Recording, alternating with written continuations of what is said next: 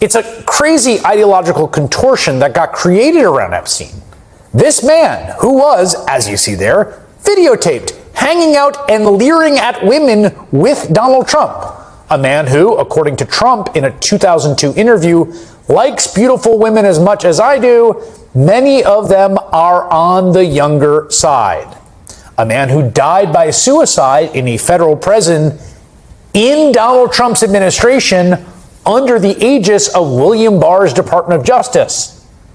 And yet Epstein's reported sex trafficking was seized on by the right wing, spun into a conspiracy theory about the perfidy of liberal politicians like Hillary Clinton and global elites like Bill Gates.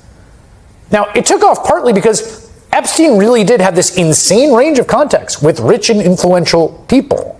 Donald Trump has been running the promises made, promises immediately broken presidency, and it has gotten him into hot water with his base several times. But of course, the most upset they have ever been is when Elon Musk revealed that Donald Trump was on the very Epstein list he refuses to release. And that scandal is rearing its ugly head once again in a very public and confrontational way right here in D.C. to Donald Trump, that has Carolyn Leavitt and all of the press staff in the White House losing it. We are going to get into it all. But of course, I want to start with a bit of context on the last that we've heard from this scandal. And it starts with Chris Hayes right here. Always required selective memories and crazy contortions. So much so that when Donald Trump's Department of Justice hyped up its dump of documents on the Epstein case in February, remember that? Even inviting some far-right influencers to the White House to pick up the files in great big binders before anyone else got it? Those influencers were disappointed and angered to find nothing new. Certainly no evidence to back up their outlandish theories about who Epstein consorted with and how he died. And suddenly, the same Trump officials who had once trafficked in Epstein conspiracy theories were flailing to convince the MAGA faithful that the conspiracies were wrong all along. You said Jeffrey Epstein committed suicide. People don't believe it. Well, I mean, listen, they have a right to their opinion, but as someone who has worked as a public defender, as a prosecutor, who's been in that prison system, who's been in the Metropolitan Detention Center, who's been in segregated housing, you know a suicide when you see one, and that's what that was. Thank you. So there's something so perfect about the way Musk dropped his supposed Epstein bomb on Trump yesterday. And it drove the online MAGAs crazy. And it dropped just as Trump's FBI Director Kash Patel, you just saw there, was sitting down for another interview with conspiracy-minded podcaster Joe Rogan, who's talked a lot about Epstein, which led Patel venting about how he can't please the tinfoil hat crowd. The problem is there's been like 15 years of people coming in and creating fictions about this that doesn't exist.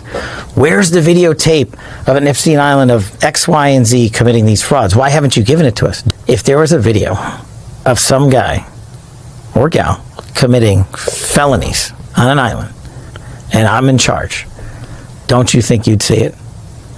If you have access to it. If I have it, period. Right. If I have it. I gotta say, the vape cloud there is just... We don't have any videos, it's true. You know what we do have, though? Over a decade of shoe leather reporting and digging by real journalists of the hated mainstream media. Folks like Julie Brown, the Miami Herald. Thanks to those people who did the reporting, we know that Donald Trump is in the Epstein court files and in Epstein's address book. We also know about a sweetheart plea deal that Epstein got in 2008. A deal that let him serve just 13 months in jail and preempted a deeper probe into his victims and co-conspirators. That deal was struck by Alex Acosta, the federal prosecutor that Donald Trump named as his Secretary of Labor in 2017. Thanks to reporters, we also know the story of Virginia Giuffre, one of the women Epstein reportedly trafficked to the rich and famous for sex, starting when she was 17. Giuffre, who died by suicide in April. We know that Carolyn Leavitt loves to go as far as she possibly can in denying or attacking, maligning the truth, but there are certain things that you just can't escape, and this scandal is certainly one of them. Elon Musk has not taken back what he said. Although he deleted it on Twitter, he never reversed his position, and MAGA still remembers this is one of those issues somehow, some way that they actually seem to care about. You would think that this conspiracy broken base would let Donald Trump get away with anything. But this is something that they won't, which is why what is happening in D.C. has Donald Trump so furious in the White House, panicking and attacking the person who made it happen. And we can see that in this article right here, White House absolutely fuming over sculpture showing Trump dancing with Epstein.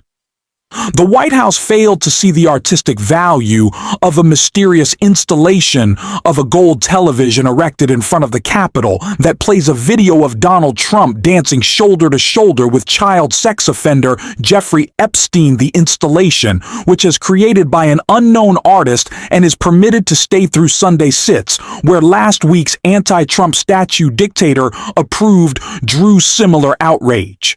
Carolyn Leavitt's press aide, Abigail Jackson, unloaded on the anonymous creators. While these liberal activists masquerading as artists are dumber than I thought, she said. In a statement to the Washington Post, I've tricked them into taking down their ugly sculpture and replacing it with a beautiful video of President Trump's legendary dance moves that will bring joy and inspiration to all tourists traversing our national mall. Thank you for your attention to this matter.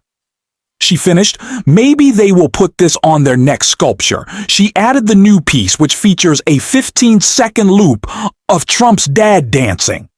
And not just with the late disgraced financier doubles down on the administration's own words. A plaque quotes last week's White House insistence that Americans are free to display so-called art.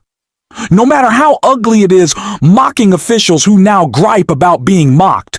The stunt's aim, per its National Park Service filing, is to demonstrate freedom of speech and artistic expression, using political imagery, and has proven popular with tourists.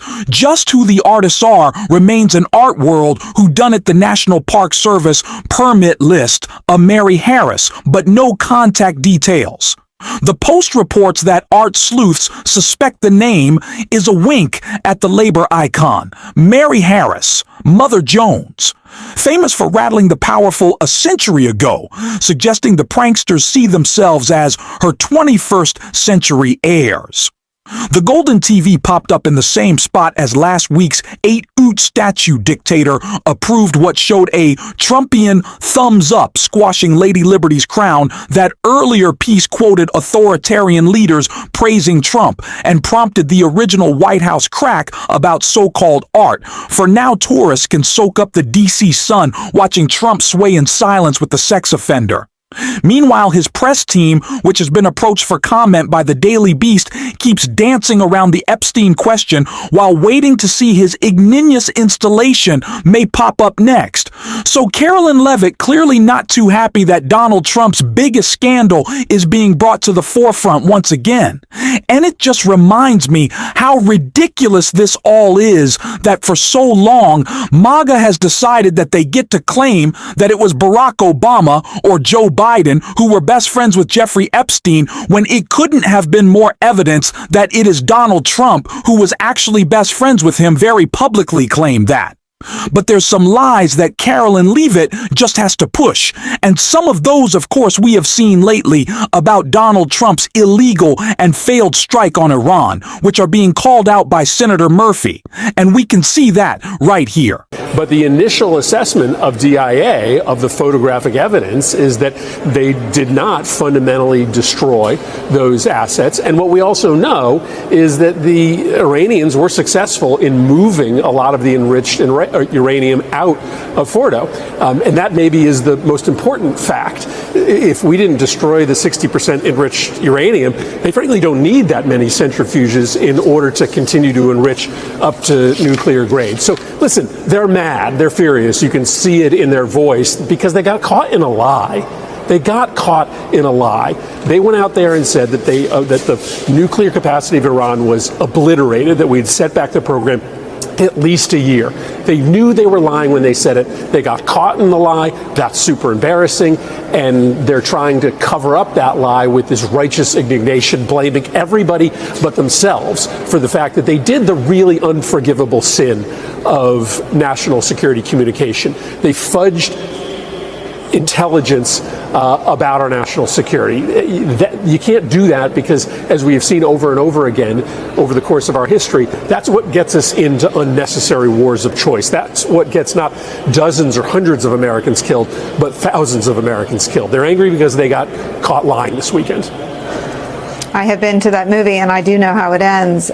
Tell me why you think this is happening, because when you look at what Donald Trump could have said, he could have said the military performed brilliantly, they successfully struck their targets, and his base would have been just as happy. Why do you think they're digging in and doubling and tripling down on this word obliterated, which, by the way, his own chairman of the Joint Chiefs did not agree with on Sunday morning? Yeah, listen, what you said is right. The military did their job here, but one of the reasons we have been reluctant to use a overhead strike is that we, the American national security community, has known that there was a medium to low probability that we would do the kind of damage that we wanted, but that there would be then, because of the strike inside Iran, the potential for regional conflict, the potential for a lot of Americans to get killed, the potential for diplomacy as an option to disappear, as it has, at least in the short run. So the military did their job. They should be applauded for a really dangerous mission. But it's not their fault that the mission they were given had a low likelihood of success, and the standard that Donald Trump set, obliteration, was a standard that the military probably was never going to be able to achieve, given how bunkered those facilities were and given the fact that Iran apparently had moved a lot of the uranium offsite already. And some of the reason you could theorize is because Donald Trump kept warning them that he telegraphed this. I mean, it all feels so circular, and I wonder where you go. You're on the Foreign Relations Committee. I mean, where do you go for facts? Who do you trust today? Well, as you mentioned, they've also announced that they're going to stop sharing intelligence with Congress because they like it when they don't get caught in their lies. They like it better when they can just make up things and there's no way that they can be caught. And if they don't share information with Congress, then yeah, there's a much higher likelihood that they're going to just tell the American people fabrications about the risks posed to us or to the success of missions that they undergo overseas, and no one will be the wiser. I guess where do I go from here, Nicole? They are also this week trying to take health care away from 16 million Americans, and there is an element of this version of his reality show that is designed to try to distract Americans from the fact that they are about to pass the most massive transfer of wealth from the poor and the middle class to the rich in the history of the country. So I'm going to keep talking about what they have done to try to get away with a really criminal lie about this mission in Iran, but I'm also going to make sure that we don't let them turn the story from what will ultimately matter most to the people I represent, which is a bill that's going to destroy health care for 16 million Americans if they pass it. It should come as no surprise to us that Donald Trump is not acting only illegally, but also with the streak of incompetence that has become commonplace and his administration, and then to just package it all up nicely, lying to us about it. And that, again, should be no surprise. This is what the administration does, but then it is our job to talk about, to explain, and to point out that their attacks on our very freedom, which is what this is a continued imposition on our lives. And we're going to be calling that out every single day on this show. And if you stuck around to the end, drop a blue heart in the comments. And until next time, I'll see you soon.